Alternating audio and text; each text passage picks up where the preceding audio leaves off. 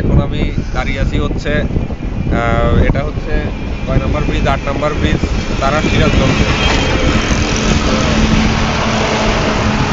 এখানে দেখতে পাচ্ছেন এটা মূলত চলন বিলের মাঝেরই একটা ব্রিজ। ঢাকা রাজশাহী মহাসড়ক, এটা হচ্ছে ঢাকা রাজশাহী মহাসড়ক।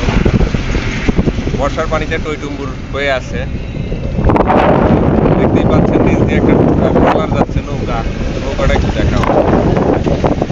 গত 5-7 দিন বৃষ্টি থাকার পরে আজকে একটু বের হয়ে মনোরম পরিবেশে বাতাসটা।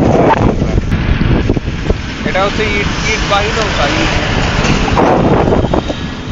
ইট এবং বালু দুইটাই সম্ভবত।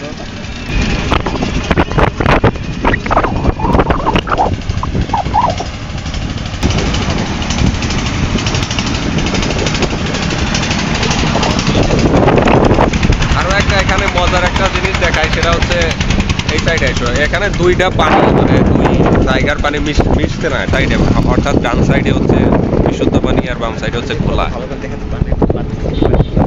আচ্ছা, তারপরে হচ্ছে আমি একটু জুম করে দেখাই। তবে অবশ্য মিশে যাবে, বৃষ্টির পানি তো গড়ে আসা পানি, যার কারণে এই অবস্থা। এই তো আশেপাশের চিত্র।